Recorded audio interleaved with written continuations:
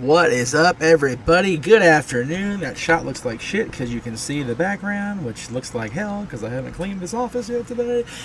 Welcome to Talk Wrestling here on the Jeff Beacham Network, as well as the NoDQ.com YouTube channel and the Greg Cherry Brand channel. Thank you guys for being here on this Monday, and yes, indeed, thank you, Doc, very much. And I understood that reference, cool brothers. Thank you. What's up, Doc? Yes, Mike Emmerich, the legendary Olympic and professional hockey broadcaster for NBC Sports, is retired. 30 years in the business. It's a crazy thing. I've been a fan of wrestling for 30 years, and here Doc is stepping away after 30. So there you go. But for those of you that weren't inside Staples Center on June 12th, 2012, June 11th. Wow, I'm horrible with that. That's so bad. I get the dates mixed up because of ECW. They had the opportunity to hear Doc call the Kings, including this guy who was here with me. They were with me at Staples Center that night. But everybody else got to hear it first from Doc Emmerich that the Kings were indeed the Kings for the very first time. And it was honestly, to this day, other than Dylan being born that day, it is the greatest day of my life, and I don't say that lightly. So thank you, Doc, for making that memory for everybody at home what it was, because for the Kings fans that weren't able to be inside Staples Center, it was a thing of beauty. My son got to hear your call the first time the Kings won the Stanley Cup. My son's mother, our roommate, Statboy, who's going to be here tomorrow for Statboy Sports Bar. We'll get to that momentarily. My grandmother, who was there with my dad from the very beginning, heard Doc Emmerich say that her Kings had won the championship for the first time. So it was very, very cool. Brandon, it's going good, brother. It's been an interesting day. I'm not going to lie. It's been kind of a crazy day around here, but nothing to do with work, so not going to worry about it. Shane says, let's do this. Indeed, Shane, let us do this. Mr. Anderson says, good afternoon. Good afternoon to you, sir. Let's see what else we got here. Tim says, hey, Jeff, how's it going, brother? Having a much better week this week. Hope you and your family are blessed. Prayers go out to you. By the way, it looks like the Dodgers are going to win. Hey, they are in the World Series, baby. It starts tomorrow. This could be the year. It could be the year. Oh, my goodness. We're 4 wins away. It's really that simple. 4 more wins, and the Dodgers are the champions again for the first time in 32 years. Holy shit! I'm a little verklempt. I'm not gonna lie. JJ says happy for super excited. Hi. Good thing we're on audio and video because you can see how much of a fuck up I am today. Well, there's the F-bomb. Oh, I ruined the F-bomb on that. Oh, damn it. Super excited for Friday is JJ Williams. I am too, sir. I actually got to edit that show last night and send it off to you, as you know. And it's going to be wonderful. So it'll be cool. Jeff the Hawk says, woo! I agree. Shane says, damn you Braves. Hey, you know what? The Braves have won the World Series more recently than the Dodgers have. So, see ya. But I am grateful to Tampa for taking out Houston because they're a bunch of friggin' cheaters, bunch of assholes, and so yeah, I'm glad they're gone. Let's see. Okay, we're getting right into the questions, so let me just go ahead and bring that up now. The first question, as it always seems to, because it comes in over Twitter prior to the airing of the show, us going live, comes from Chris Yuck. He says, since we will seemingly have to put up with whatever the hell Retribution is supposed to be for the unforeseen future, how would you book them, and what, if anything, would you do to get them over? I honestly wouldn't have started it in the first place, Chris. I think it is a train wreck in progress. It's only getting uglier as we go on. It's not getting any better, I don't think. So, I don't know. I mean, what do you do with that, right? What do you... I think the best way to handle it at this point is to stay the course. You know, have Ali's reveal tonight on Raw, if that is the plan. That's been the rumor and innuendo all day today, that he's going to sync up the hacker angle with the Retribution angle. So maybe we'll see a little bit of continuity, God forbid, right? Hopefully. Jeff, I did see that earlier, but I forgot to throw it up there, so I'll do it now. Won't be able to be joined Sunday as I will be celebrating my fiance's birthday. Well, happy birthday to the future Mrs. Big G. So it's always good. Family first, and we've said it a lot here on the Championship Network and a lot on No DQ and the Greg Cherry brand especially. Family comes first over the shows, over the wrestling pay-per-views we watch, over anything. Family is key. So yeah, there's that.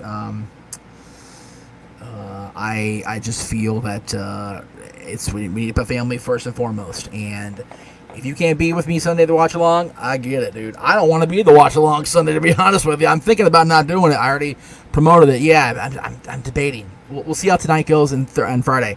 I'm actually going to be in the Thunderdome tonight. I didn't make a big deal of that in the preview because I don't know if it's going to happen because of the way the damn thing's set up. But as of now, Dylan and I both have seats inside the Thunderdome tonight, so I'm going to get to see it firsthand. So we'll see how it plays out. Ernest Cook says, RVD versus Tommy Dreamer on Raw for the Intercontinental title is an underrated classic match. What say you? To be honest, I haven't seen it since it happened. I'll be perfectly honest with you. I've not seen that match in 18 years. I know that was the match that basically discontinued or dissolved the Hardcore Championship as a contested championship, so it is a big deal in history. And anytime you see RVD and Tommy Dreamer, it's pretty much certain to be decent, if not better than decent. So I'll have to give it a watch again. But as of right now, I'd say anything with Tommy is underrated because Tommy gets kind of shit on. But I love Tommy Dreamer's stuff, and I love Rob's stuff. Everybody knows I love RVD stuff. So I am looking forward to rewatching. How about that? Tim says, as a Yankees fan, I could give to who wins it. Well, yeah, there you go. Terry says, I wish Billy Corgan would get the NWA going again. They are. I don't know if you've picked up on this, Terry, but every Tuesday night at 9 Eastern, I believe it is, maybe 10. It's either 9 or 10, I forget, because I didn't watch last week. I was busy last week doing life stuff, unfortunately. But the NWA is hooked up with the United Wrestling Network under David Marquez Productions. And they are running a weekly pay-per-view called Primetime Live. You see the NWA Championships on there. You see the United Championships on there. And they got a great roster from both sides every week on that show. Highly recommend it. It is worth the weekly pay-per-view buy rate, pay-per-view purchase. Get a look. Hashtag Primetime Live. For sure. Mr. Anderson says, go Dodgers. Yes, sir. Okay, we saw that. Where did we go? We lost it here. Cody says, The Fiend versus Retribution. Sure. Okay. A little early for Fiend to get his hands on them. Cleaver Collins says, setting them on fire would get them over. Hashtag trap. Right. Yeah, seriously. Get Kane on them. Cool Brothers Radio says, what's your take on the Major League Baseball Hall of Fame losing Al Kaline, Lou Brock, Tom Seaver, Bob Gibson, and Whitey Ford? It reminds me of 2007 when a ton of wrestlers died, like Crush, Bam Bam, Benoit, and Sherry. It's been a tough year for deaths all around. I mean, sports and entertainment, we've lost a lot of people this year. A lot of people this year in wrestling and regular, quote-unquote, competitive sports, the entertainment field, all kinds of fields are losing. This has been a shitty year, and there's no way to sugarcoat how crappy 2020's been, and I'm, for one, just needed to be over. And it's, other than the prospering of this channel, my network, the Jeff Meacham Network on YouTube and on Anchor, not been a good year. So I don't know. What to make of it. Only to see what. Hopefully, 2021 will bring more prosperous times and less shitty times. Oh, you're taking her to Field of Screams for her birthday. Nice, good, solid pick there, Big G. Very cool. Big G also says, how about them Steelers? 5-0, first time since 1978. Sasha or Drew versus Randy. I'm thinking the I Quit match, Roman Reigns versus Jey Uso, only because of the unique I Quit stipulation. That's never been done inside the Cell before. I'm looking forward to that one more than anything this Sunday. It's going to be nasty. There's no dancing around the fact that somebody's going to get their ass handed to them and be beat to shit. So, Colin's also in the Thunderdome tonight, 9:45. Yeah, we have a 9:30, I think, call time. That sounds right. Terry says, I have stopped watching WWE NXT, but still like Pete Dunne. That's good. Pete Dunne's good to like. There you go. Let's see. Rob Shepard says, what was the bigger match to never happen? I guess what he's trying to say. Michaels versus The Rock or Sting versus Taker? Sting versus Taker, hands down, was the match that we all wanted to see and did not get to see. Michaels versus Rock, there was underlying stuff there from Shawn Michaels, so that's what happened there. And then Mr. Anderson tells Colin Donkey kicked out for cheer. I cheer the heels every time I'm in there. They don't say shit to me. So let them kick me out. I'll just come right here on this microphone and whoop on their ass verbally. So it doesn't matter to me. Chris says, I'm not sure if you got my last comment from your last stream, but going back as Jericho being the greatest of all for his longevity, I said Taker's up there as well. I did see that. It was just, last stream was kind of a mess, and I apologize for that, Chris. But, there's so many guys that are in the conversation of greatest ever or GOAT or whatever, and both those guys, Chris Jericho and Taker, are in that conversation without question. Psycho Jet Black says, I remember you saying in a video long ago that you weren't, I say it all the time, lately, I said it the other day, that I'm not the biggest Bautista fan. Why? I just never liked his presentation in wrestling. I don't know why. It just never appealed to me. And when they put him with Evolution, I was all Randy and no Bautista.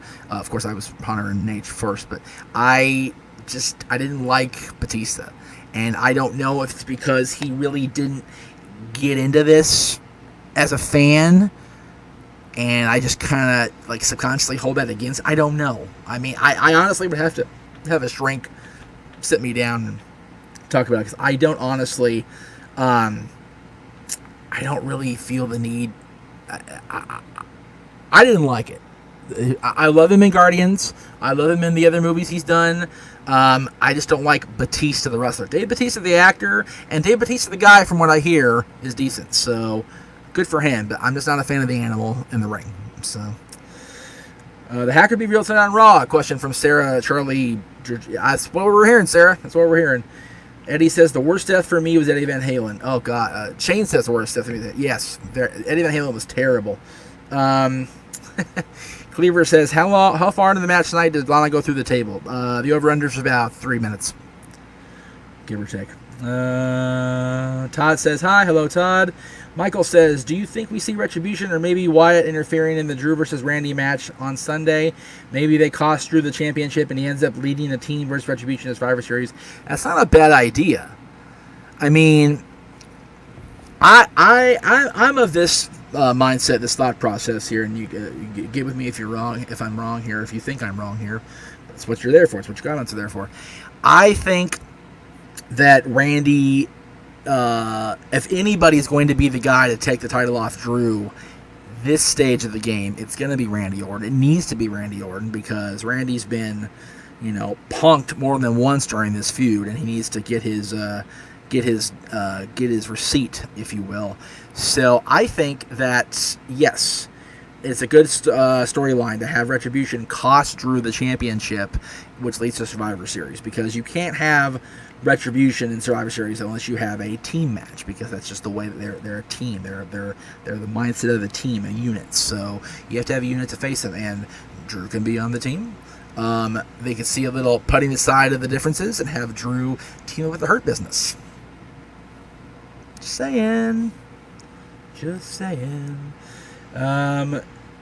G says that I enjoy the season premiere of SmackDown. Did not get to see it still. Kind of a crazy weekend. But I will hopefully get to it tomorrow prior to the Stat Boys Sports Bar opening for business. Cool Brothers says, what was your favorite year for Raw and SmackDown when they were separate shows? What year had the best rosters? SmackDown in 2002 into 2003 was the stacked SmackDown. The SmackDown 6 were there. Paul Heyman was writing the show. You had Stephanie as the GM. I think SmackDown 2002 was the best year they had as a separate entity from Monday Night Raw. As far as Raw under the brand extension years, again, God, probably 05 or even 06. 05 and 06 were both really good. You had John Cena on top for most of that time. Edge was champion. Rob Van Dam was champion. You had the McMahon storyline with Shawn Michaels. You had a whole lot of undercard depth there. So I'd say 05 and 06 for Raw and 02 and 03 for SmackDown.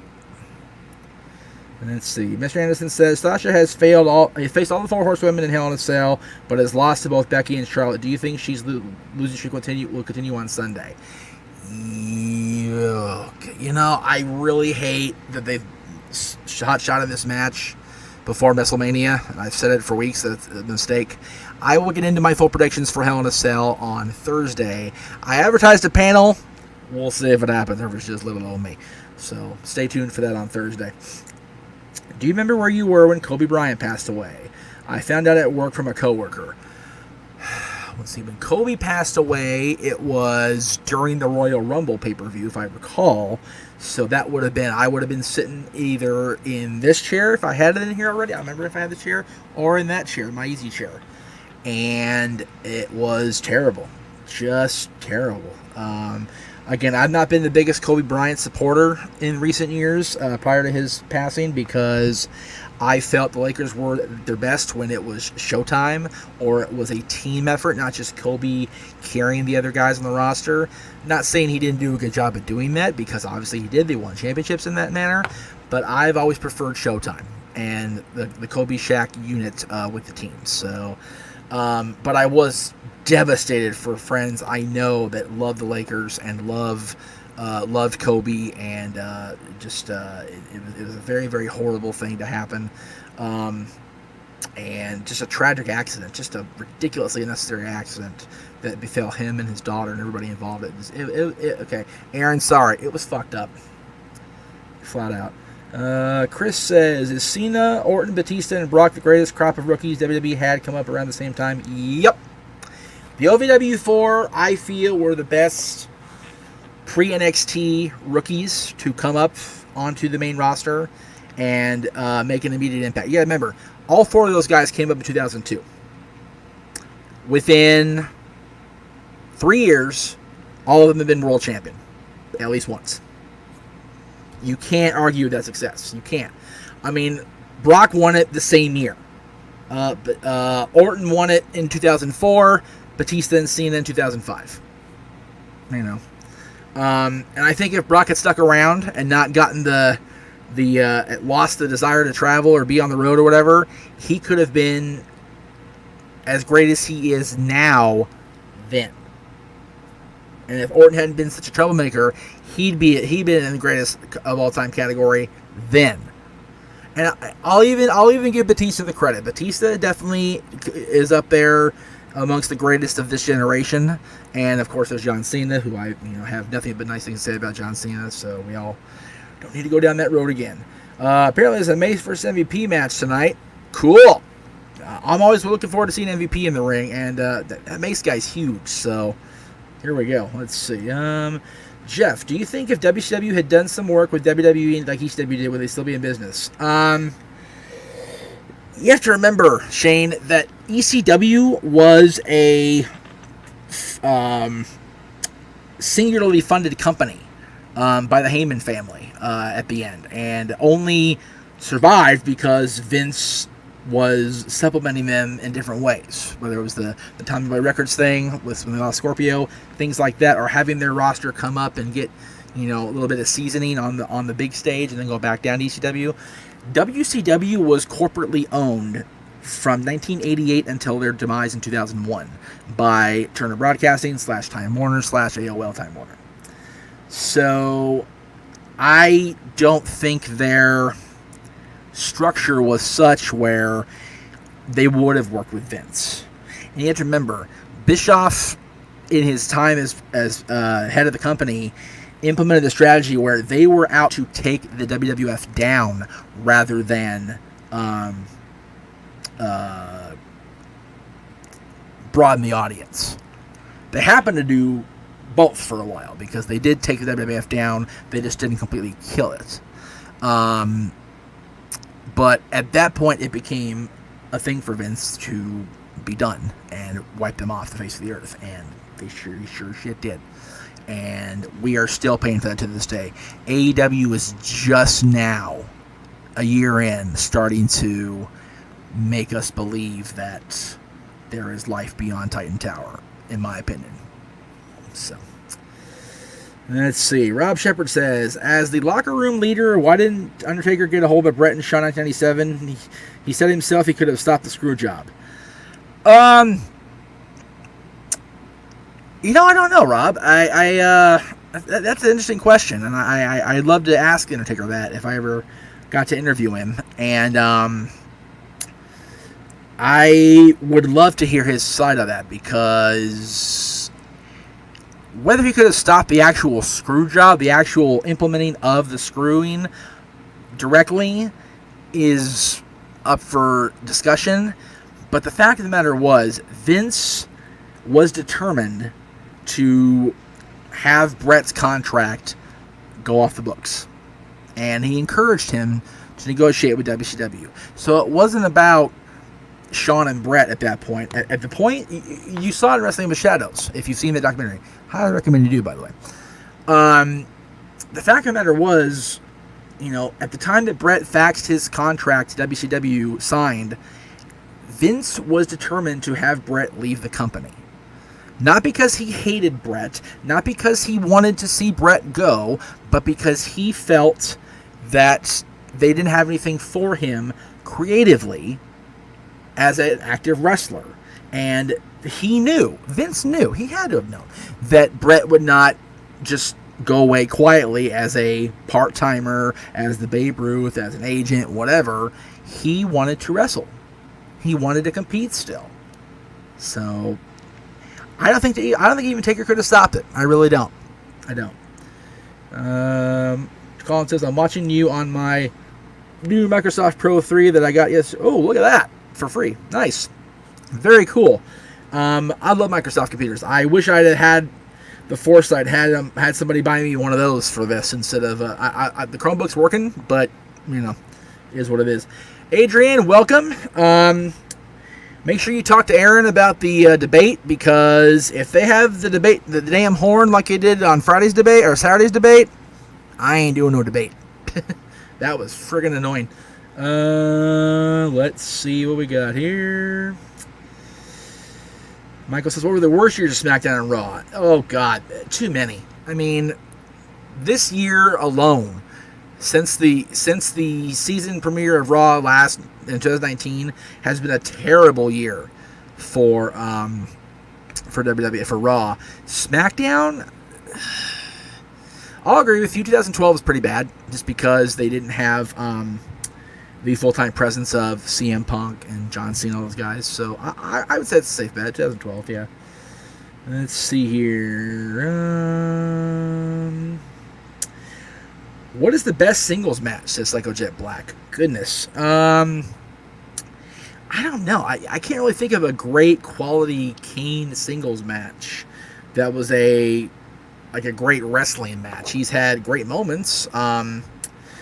His loss to the Undertaker at WrestleMania 14 he looked damn good in that match. His match with Triple H at No Mercy was decent. His match with Triple H where he lost the mask was pretty good.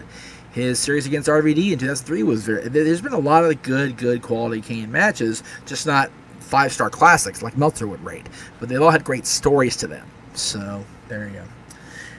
Mr. Anderson says, what are your thoughts on the New Day breakup, and do you see Big E getting a monster push? I am relieved that the New Day is finally broken up, and I say that with levity, because I know people love the New Day, and that's fine. But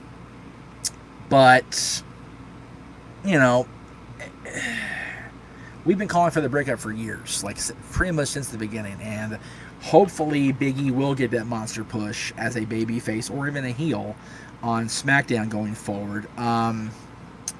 He deserves it. Big E really does. I think Big E is definitely the guy. You have to remember, Kofi's been around a long time. Xavier's been around deceptively long too, if you count his time in TNA and his time in NXT before NXT became a thing. So Big E's the guy, and he has that in him. He was the NXT champion. He was a great champion at NXT. So I wouldn't be surprised if he does get that big push. Let's see here. Lots of talk about the debate from Saturday. If you missed the debate on NoDQ.com's YouTube, I highly recommend it. Between Mr. Tito and Virtue, it was great stuff. Other than the damn air horn, it was a wonderful debate. I enjoyed it, the whole thing thoroughly. Adrian, as far as getting in contact with Aaron, I would say, since I know you have Facebook him. Psycho Jet Buck says, are you an Android guy or an Apple guy? I am an Apple guy on my phone, but I do have an Android tablet, and this computer is a Google Chromebook, so I go back and forth. It really depends on the device. Mike D, let's see, Chris Cahill says, thoughts on WWE not having live events until early 2022. Oh, wow. That'll suck.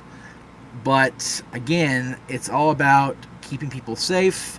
It's all about doing the right thing by the citizens of the country or the state or the county or whatever. So if it keeps people from getting sick, I'm all about it. I'm all for it. Mike says, if it's Rock versus Roman at WrestleMania, who should go over? Roman Reigns should go over. Put it this way. Austin put The Rock over. Hogan put The Rock over twice.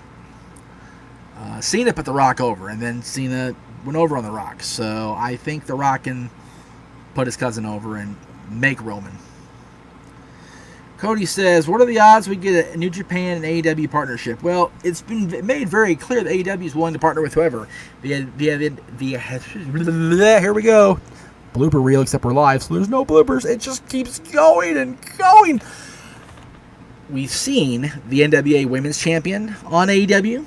We've seen other people from other companies on AEW. So why not New Japan? I'd love it. I'd love to see it. Let's see. Right, yeah, there was no... The King hasn't had a Steamboat Savage match or a Steamboat Flair match. He's just, you know... And yeah, Galago says, I didn't like the Kane versus Kane storyline 2006. Yeah, that was stupid. And Adrian replies with, Kane versus Kane was up there with Taker versus Taker. Yes. Those are both hideous. Chris says, think Jay is turning heads as a singles competitor and he is more than an attacking specialist. Yes. He's doing very well so far. Very, very well. So I'm happy for Jay. So more on him. Let's see. I'm Team Apple besides the Pro 3, says Colin. Well, there you go. Absolutely. Why not? Cool Brothers says, would you stop using Amazon if it meant we would get Blockbuster, Toys R Us, and other stores that failed due to Amazon growing in business back? Oh, that's a personal question, but I don't know. I like Amazon, and I enjoy the ability to bring whatever I need to bring into the house without having to go past my damn porch, and that's lazy, and I don't care. But I do miss Blockbuster. My first ever job was at Blockbuster Video. I worked at Toys R Us for a year, less than a year. But I loved Toys R Us as a kid. There's a Toys R Us building in the San Fernando Valley right where my mom used to work. Every time we drive by her old office, we drive by that. It's still there. The sign's still up. The building's still intact. It's just you know, it looks like shit because it's been vacant for years and years and years. So I do miss those brick and mortar stores, but I don't mind Amazon being a thing. So to answer your question, no, I wouldn't stop using it.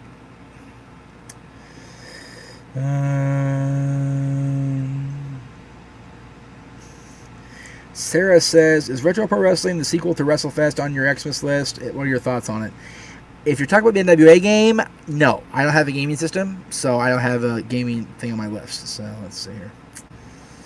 Adrian says, no, lockdown in Ireland just announced. Oh, geez, that's shitty. Rob says, I often wonder if The Rock got a lot of heat for coming back and headlining WrestleMania with Cena as good as it was. Yes, he did.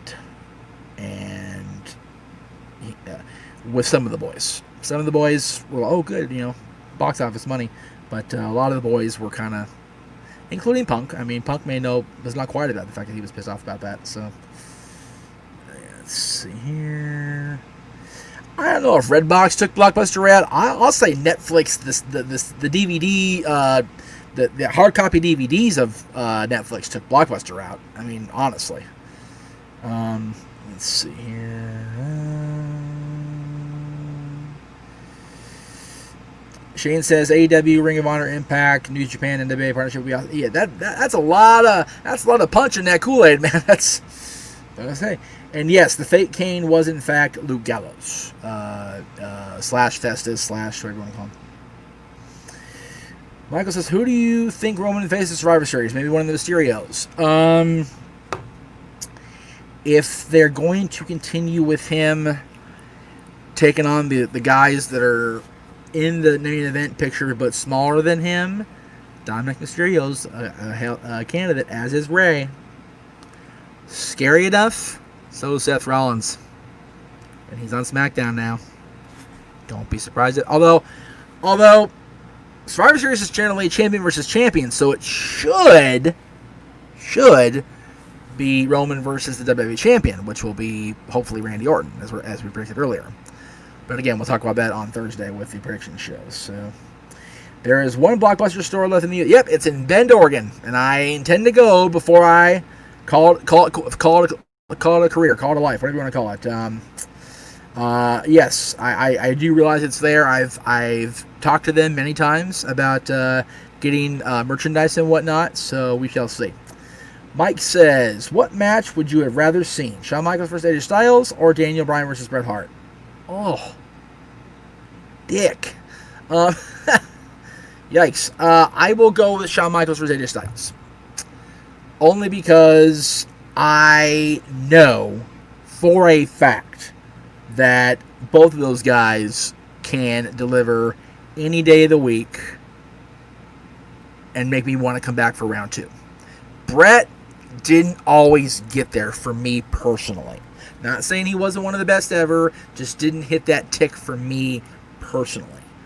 Shawn, AJ, and Bryan always did. Bob Smith, whose fault was Papa Shango late running at WrestleMania 8? Papa Shango or the guy at the curtain on the headset didn't tell Charles to go. That's their bad. What did you make of Jesse and Festus? Could they have gone further, or was it it's comedy? Comedy, and actually it led to something very cool because when Punk liberated him, Festus, and made him. Be Luke Gallows, it was all about, well, he was under the influence of drugs, that's why he was so just. So it was great storyline blending. Well done on that part, for sure. Chris says, with all of his personal demons he faced and being a babyface for all of his career, how come fans didn't turn on Jeff Hardy, but if it was anyone else, they would have turned on them in a snap of a finger? I turned on Jeff Hardy, so did JJ. JJ went on our channel and tore a picture of Jeff Hardy in half after it happened at Victory Road. So, there you go. I have been very critical of Jeff Hardy over the years, since his decline. And I've also, in recent weeks, have been going back on that and, admitting that I was wrong. That Jeff has indeed, quote-unquote, pulled that nose up. And he seems to be doing better. So, good on him. But they didn't turn on him because they're loyal to their hero. They're loyal to their guy. So, Hell in a Cell has only 3 matches. What's your Hell in a Cell matches? Which other matches do you think they will add? Again, we'll get to that on Thursday, right here on the Championship Network. And also, pretty sure on Thursday, Aaron and the team will have a official NoDQ.com prediction show. So stay tuned for that immediately after me. On the No DQ channel. So there you go. Let's see here. I don't know what that was. Jeff says, in If Survivor Series is like last year's NXT, we will have triple threat matches. From what I'm hearing, Big G, they're not going to have NXT involved. So, take it for what it's worth. Michael says, was there any truth to the rumor of Shawn Michaels almost coming out of retirement to face AJ in 2017? I don't know. It really depends who you ask.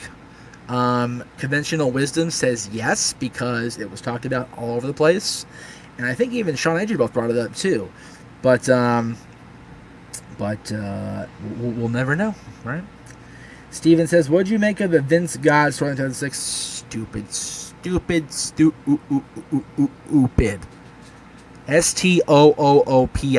Stupid.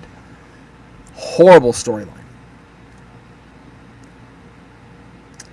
Mike says, so how many TDs does DeAndre Hopkins get against the horrendous Dallas defense tonight? At least 3, brother. Cowboys are still bad. Psycho Jet Black says, what was the better wrestling match? Cain Velasquez versus Brock Lesnar or Tyson Fury versus Braun Strowman? Option C. Let's see. Muhammad says, do you think that Paige and AJ Lee will actually return to WWE since they have been teasing on Twitter? If Paige is healthy and has been cleared, yes. AJ is a whole other thing, because of her ties to Punk. She's married to him. So I don't see that happening. But I've been wrong before, and I hope I am wrong there, because I would love to see AJ come back for at least a good little run. Rob says, is Jerry Lawler and Jim Ross the best WWE commentary team ever? I say yes. I would agree. I also am very, very partial to Gorilla Monsoon and Bobby Heenan for personal reasons. But of my entire time growing up as a wrestling fan, which I was a adolescent as a wrestling fan, I was prior to being an adult, there were 11 years of my fandom, and JR and the King were the team. And they were the team after that, too. So it's hard to argue with King and JR, for sure. Let's see. Colin says, Jerry, Noah, and I are doing celebrations on Thursday. Look, it's a Hell in a Cell night across the No DQ galaxy, kids. So stay tuned for Thursday night. It's going to be badass. If option C is the Vince God storyline out of Braun and Fury, and then Velasquez and Brock, yes. The Vince and Shane versus God and Shawn Michaels was better than those two, for real. Not even making fun. Being legitimate here. That's hard for me to say, Cool Brothers. Who was better, in my opinion, Drew Pearson, Michael Irvin, or Des Bryant? Because I liked Michael Irvin as a player, but he was a crappy person. So I love Des. I'll go with Des.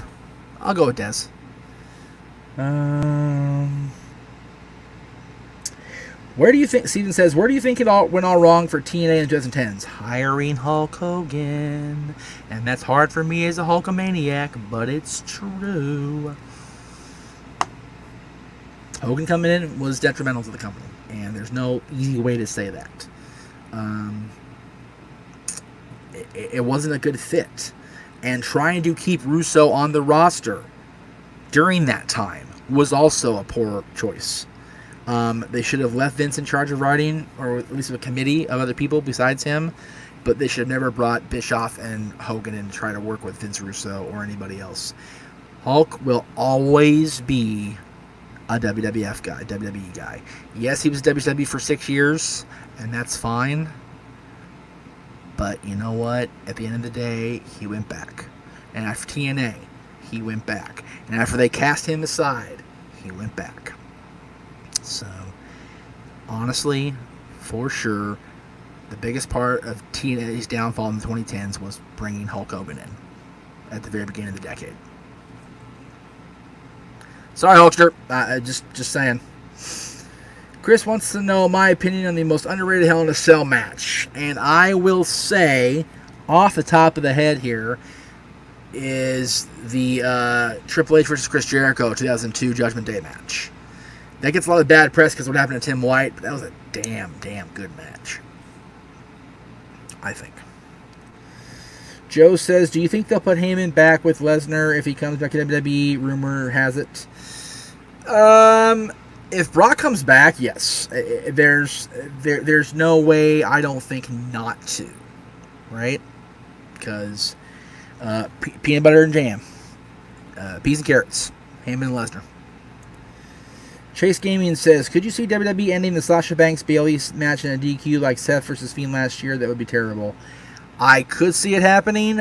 I hope they don't, because that'll just piss off every single person watching and turn off even more subscribers and viewers for sure. Psycho Jet Black says, would Chris Benoit be in the Hall of Fame had he just killed himself and not the rest of his family? Ooh, well, okay. That's a little deep, a little dark, but I'll answer it. I think so. And I only say that because the Von Erichs all killed themselves with the exception of Fritz. And they're in the Hall of Fame. So, and Eddie Graham killed himself. And he's in the Hall of Fame. So, it wouldn't have been right away like, it was with Eddie and when he passed, or with Edge and he retired. But it would have happened down the line, I think. I think Benoit only taking his own life would have been not better, but different in the company's eyes as far as an induction. So let's see.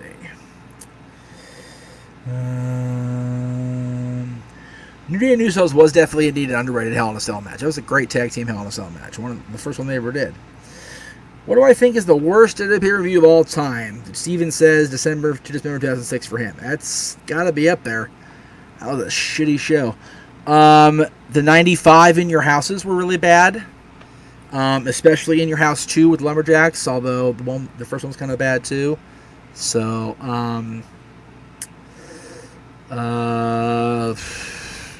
God, mostly In Your Houses were just pretty much a mess. So, but December 2006 was definitely the worst show I ever saw in WWE, for sure. Mike says, who goes into the Hall of Fame first, Undertaker or The Rock? The Rock. But it's close. It'll probably be back-to-back years, if we're going to be honest about it. Let's see. Who do I think will take the Raw Women's Championship away from Asuka, says Mr. Anderson. It won't be Lana tonight. I'll tell you that right now. Honestly, of everybody on the Raw, there's so many deserving candidates, talent. Naomi would be a great choice. There's so many. I just, it's, again, no matter what I say, I'm going to sound wrong because of,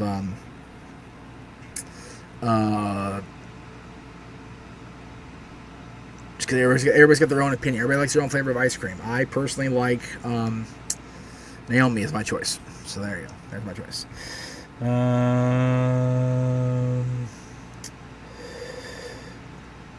Cool Brothers says, in 1999-2000, who had the better cruiserweight division, WWF or WCW?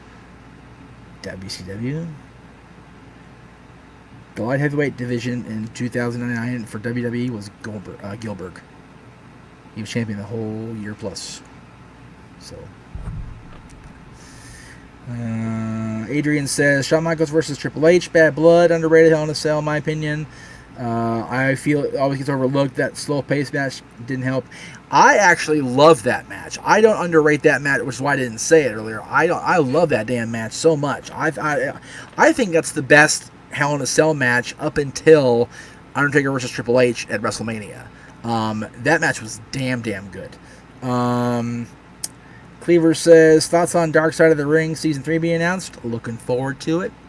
Can't wait to see what they come up with this year. Big fan of that show. Big fan.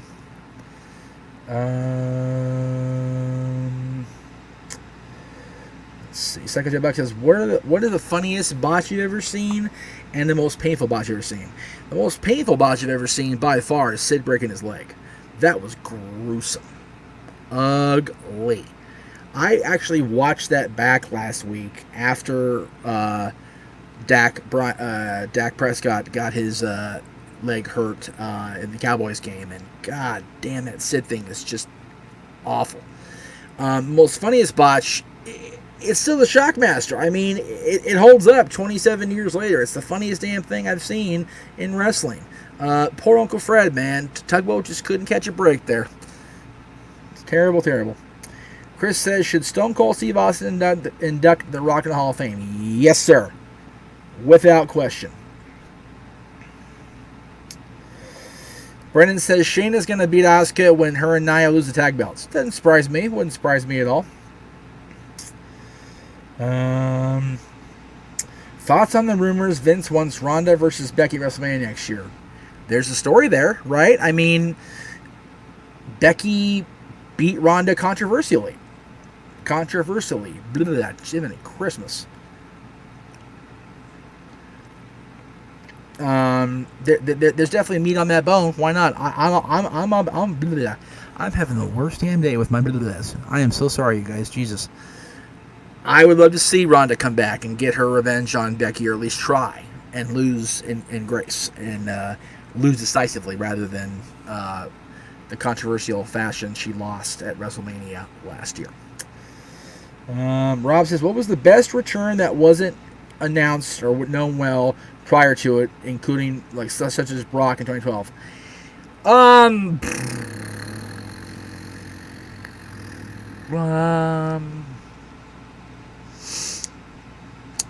Brock's definitely up there. You know what? John Cena, 2008 Royal Rumble. The pop in the Garden was ridiculous. So there's my... Do you think we'll ever see another Heroes Wrestling type event from Steven? I hope not. God, that was horrendous. Chris says the best botch may have been Vince turning both his quads. That looked painful and funny. So that kind of is the same answer, right? And then he walked to the back. Dude's got balls of steel. Grapefruits the size of... ball size of grapefruits. Ridiculous. Well, she's having the baby in January or December, Mike. So a March return, not unthinkable. So... never know. Dwayne says, hello, my friend. How was your weekend? Mine sucked. I turned your... Well, happy birthday, Dwayne. Yeah, getting a year older is never any fun, man. Especially when you get up to our age. Well, my age, anyway. Getting closer to 40. Cody says, are you ready for Goldberg to return and beat Roman? You need to get the hell out of my chat room. Go on, get. And Chris agrees with me about seeing it at the Rumble return. There you go. Mike D says, Rock 2011, the crowd. Yes, JJ was at the Honda Center when the Rock returned in 2011. He said that pop was unheard of. So I can agree with that. I can also, it just hit me here. When Stone Cold returned off camera in 2003 in February after being gone since June at the Staples Center in front of moi, in front of Aaron, and our other two friends from the No DQ family, back then anyway, that pop was bananas. Just crazy. So that's the biggest one for me. Dwayne turned 46. Well, good for you, man. That's awesome. Good on you, brother. Stephen Bell says, do you think CM Punk will get inducted to the WWE Hall of Fame? I don't see why not. I mean, the fact that he was able to come to terms with working with WWE in any capacity, even if it was under a Fox contract, speaks volumes to me that he wants to do something. And I still maintain that once the crowds come back, if he's still in enough quality shape to go, he will go.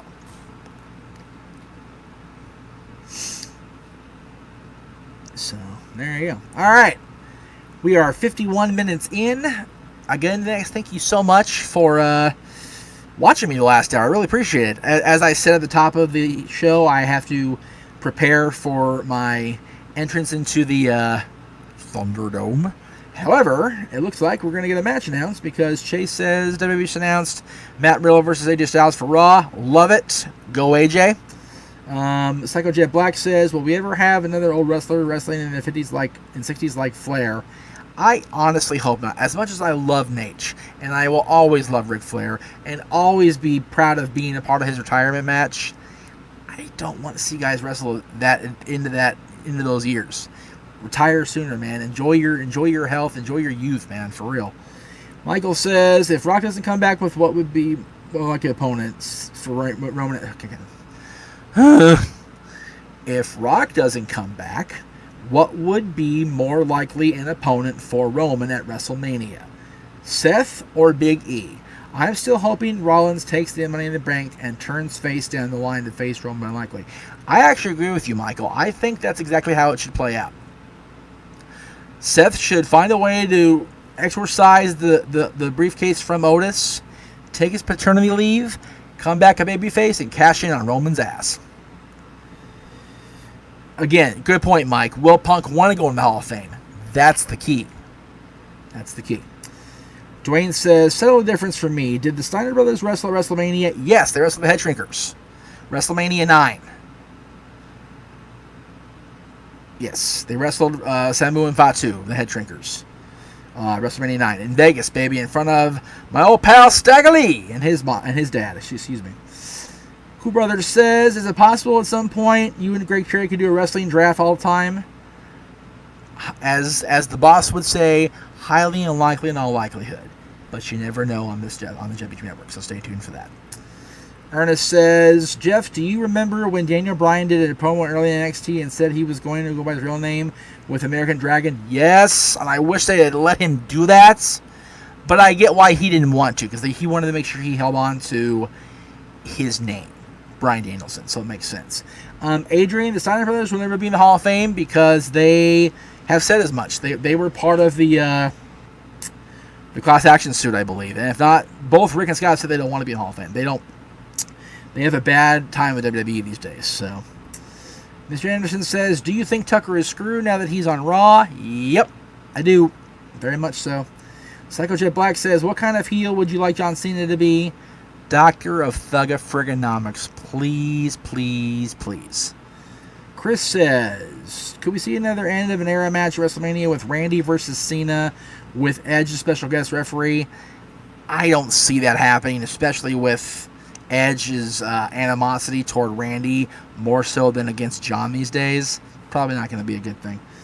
Steven says, do you think AEW is a competitor to WWE or just an alternative? An alternative.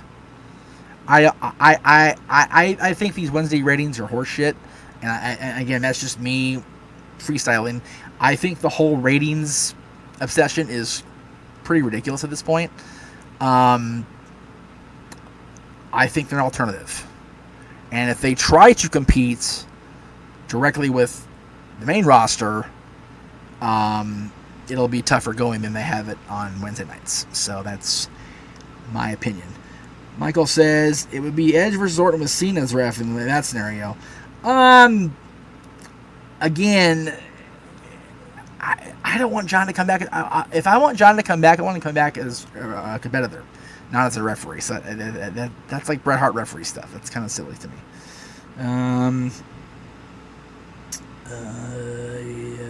And then, or what about the Ambrose promo with Mick Foley when he first came in? I loved that. I love the references to the stuff we don't always remember or stuff we didn't see in first run. It's always pretty cool to see. So, Steven says, what'd you make of the Nexus run? Terrible, squashed too early, Cena buried it. It's shitty. And finally for today, Virtue says, so how was that great no DQ debate this weekend? Again, Virtue, I commend you and Tito both. You guys did a great job. I could do that with a damn air horn, let's be honest. And I highly encourage everybody to watch that. If you haven't seen it yet, it is a great hour or so of television, so to speak. And there will be more to come between Virtue and Tito, as well as other no DQ debates. So stay tuned to the NoDQ.com YouTube channel for that. And while you're at the NoDQ.com YouTube channel, make sure you stick around tonight after Monday Night Raw on the East Coast, because Aaron Riff, the boss man, will have a full recap of tonight's show, Monday Night Raw, exclusively on the Aaron Riff No DQ YouTube channel at youtube.com/Aaron Riff No DQ. And that's all tonight after Monday Night Raw. Again, coming up this week, as I said, as you saw in the trailer, tomorrow is Stat Boy Sports Bar. We're going to have full coverage of the latest in the NFL and a preview of the 2020 World Series with my Los Angeles Dodgers. Looking forward to that. Wrestling Rewind will be on Wednesday this week. Back to Wednesdays for the foreseeable future. Hopefully, we get our Cactus Jack versus Vader watch along. I've been trying to do for the last 3 weeks. I hope. Thursday will be a Hell in a Cell preview, predictions and preview. Either myself or a panel of folks and I on this channel. And also Friday will be Dad's on Wrestling, Now He's on Wrestling, which will be our top 10 horror movies. So that's all coming up this week. And, of course, Hell in a Cell watch-along on Sunday. So that's it for me. Appreciate everybody being in today for the full hour. Again, we'll see you tonight after Aaron is done, after Monday Night Raw is done, over on the No DQ side of things at Aaron Riff No DQ on YouTube for a full recap and review of Monday Night Raw. I'm the Meech. We'll see you next time.